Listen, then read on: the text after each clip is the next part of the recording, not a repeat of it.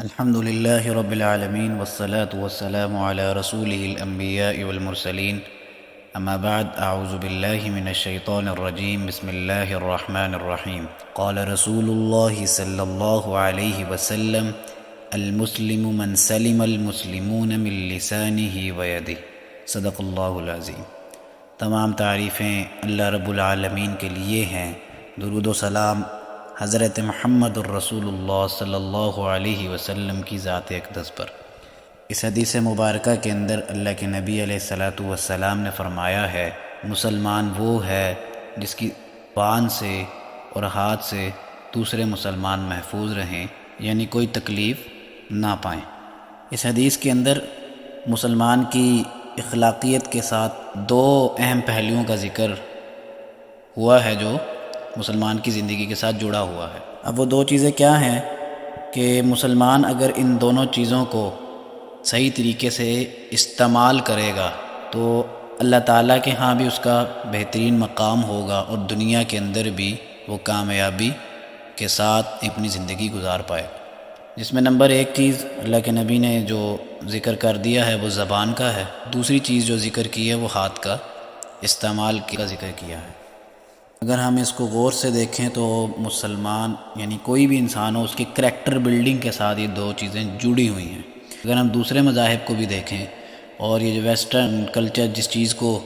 زور دیتا ہے، ہیومن رائٹس کی بات کرتا ہے اور کریکٹر بلڈنگ کی بات کرتا ہے، یہ دونوں چیزیں اس کے ساتھ بھی جڑی ہوئی ہیں۔ اور انہوں نے تو اب جا کے اس کے اوپر تحقیقات شروع کی اور ریسرچز کر کے لوگوں کو شعور دلانا شروع کیا، لیکن مسلمانوں کے لیے یہ خوش قسمتی ہے کہ اللہ کے نبی علیہ الصلاۃ والسلام نے آج سے 1400 سال پہلے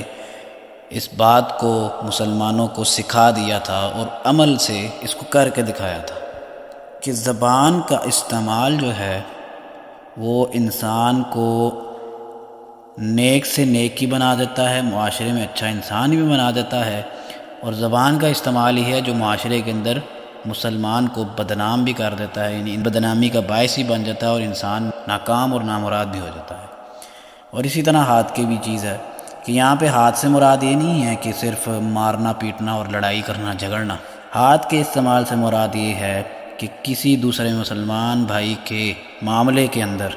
جو چیز بھی اس کو نقصان پہنچا رہی ہو، جو شرعی اصولوں کے مطابق ہو، اگر اس کے اندر آپ نے کسی بھی معاملے کے اندر کوئی حصہ لیا ہے جو کہ ناجائز ہے، تو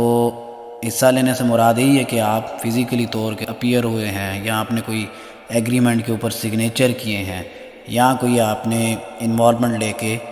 اس کو نقصان پہنچانے کا پورا کردار ادا کیا ہے، یہ ساری جو چیزیں اس میں شامل ہو جاتی ہیں۔ ان دو چیزوں کا اللہ کے نبی علیہ الصلاۃ والسلام نے فرما دیا ہے۔ بہترین اور کامل اور مکمل مومن اور مسلمان وہی ہے کہ جس کی زبان اور ہاتھ سے دوسرے مسلمان بچے رہیں گے۔ زبان آج کے معاشرے کے اندر دیکھیں، نوجوانوں کے اندر، عام لوگوں میں بھی دیکھ لیں، جو کہ دین کی سمجھ بوجھ رکھتے ہوئے بھی گالی دینے سے بات نہیں آتے، لغویات یعنی غلط باتیں، غلط الفاظ، غلط قسم کی جگتیں، ایک دوسرے کو غلط قسم کے ٹونٹ مار کے پکارنا اور دوسروں کی غیبتیں کرنا، چغلیاں کرنا، ایک دوسرے کو پھنسانے کے لیے سازشیں کرنا، یعنی جھوٹی باتیں باندھ کر بہتان بازی کر کے اس کو نقصان پہنچانا، یہ ساری چیزیں اس کے اندر شامل ہیں، اور آج کا مسلمان اس سے بالکل بھی باز نہیں رہا، جس کی وجہ سے معاشرے کے اندر تباہیاں بھی پیدا ہو رہی ہیں اور امت و اتحاد کی طرف بھی نہیں جا پا رہی۔ اور سورۃ المؤمنون کے اندر اللہ تعالیٰ نے مومنین کی صفات کا ذکر کیا ہے، ان کے اندر بھی لغویات کے بارے میں اللہ تعالیٰ نے خود اس کی طرف زور دیا ہے کہ مومن وہی ہے جو لغویات سے بچا رہے گا۔ تو ان چیزوں سے جب مسلمان باز رہے گا تبھی وہ مکمل مسلمان بھی ہوگا، کامیاب مومن بھی ہوگا، اللہ کے ہاں بھی اس کا اچھا مقام و مرتبہ ہوگا۔ اگر وہ اس طرح کے کام کو اپناتے ہوئے بے شک وہ دنیا کے اندر تنگی محسوس کر رہا ہو، لیکن اللہ کے ہاں اس کا بہت بڑا درجہ ہوگا۔ اللہ تعالی ہمیں اس حدیث کی اہمیت کو سمجھنے کی توفیق عطا فرمائے،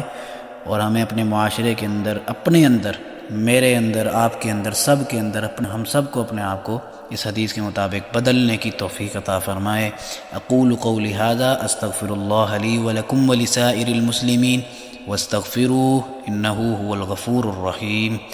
صدق اللہ العظیم۔